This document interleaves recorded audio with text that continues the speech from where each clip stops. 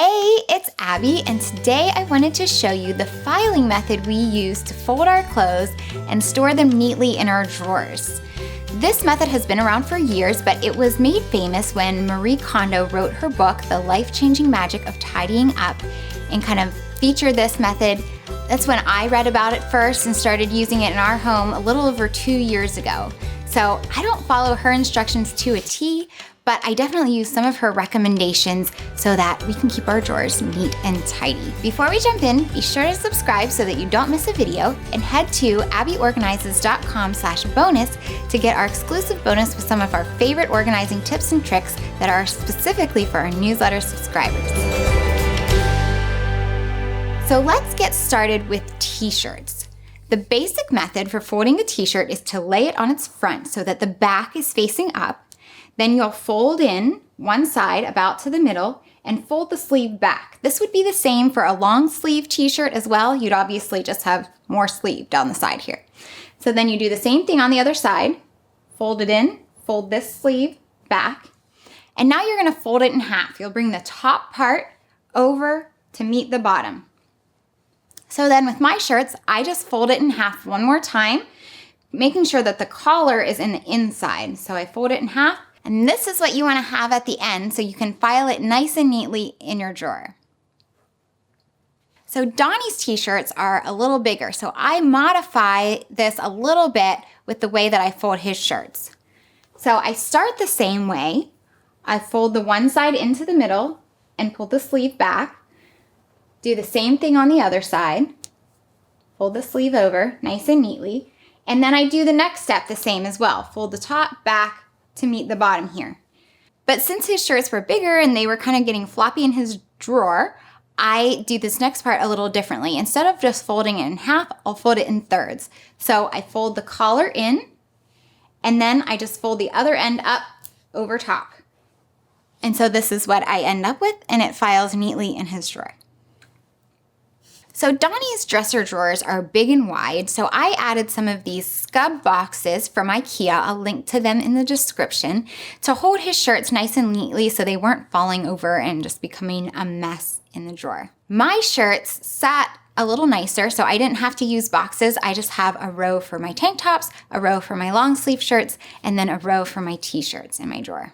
I especially love this filing method for t-shirts in my boys' drawers because they share one small dresser for 2 boys. And so this method allows me to store a lot of t-shirts in their drawer in not a very big space. So now let's talk about folding bottoms. Let's start with shorts. Shorts are fairly easy because there's not that much material to work with. For shorts, I just start by folding them in half, and then I'll fold them in thirds. So I fold the waistband in, and then I'll just fold the bottom up over top.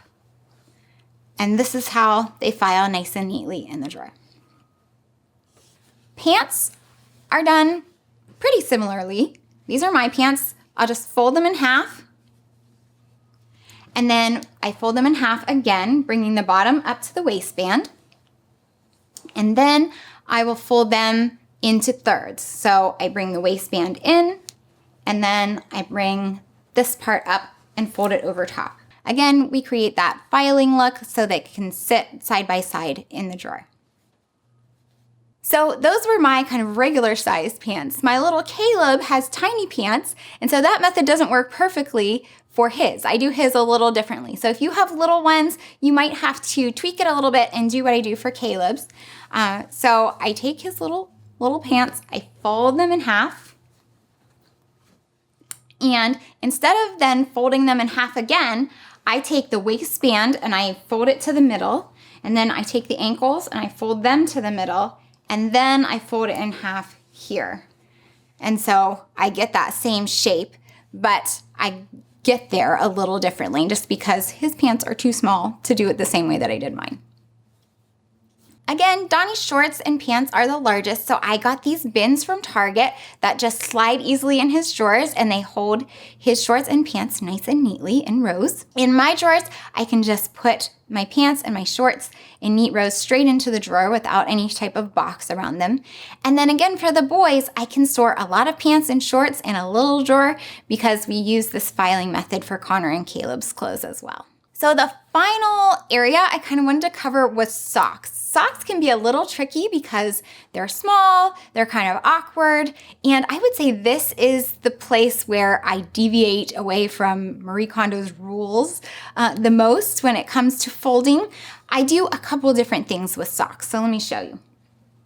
So first, with Donnie and my dress socks that are longer, I just do a simple fold into thirds. So I fold the top in and then I fold the bottom up, and I can file these because they'll stay like this in the drawer.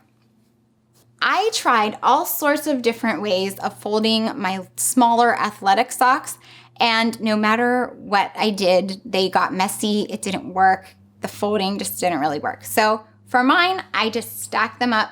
I have all my athletic socks are the same type, so I don't have to worry about putting them into pairs. I just make one nice and neat pile in the drawer, and then whenever I go to work out, I just take any two off the top and I'm good to go. The other types of socks that I do not fold are the boys' socks. Again, I tried folding them.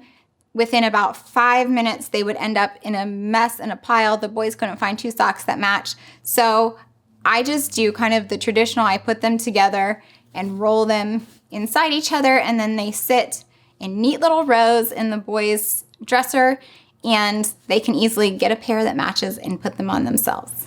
I had really limited space to store the boys' socks and undies in their dresser.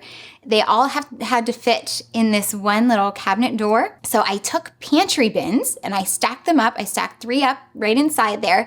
And Connor, who is older, has 2 bins. Caleb has 1 bin. And the socks and undies just sit neatly in there so they can grab them whenever they need them. So that is how we fold our clothes. We've been using this method for years. It's worked really well for us to keep our clothes neat and tidy in the drawers. If you have any tips for keeping your clothes neat and organized, I'd love to hear them in the comments, so make sure to leave a comment below. And be sure to subscribe so that you don't miss any organization inspiration. If you want to take advantage of our bonus for our newsletter subscribers, you can do that at abbyorganizes.com/bonus.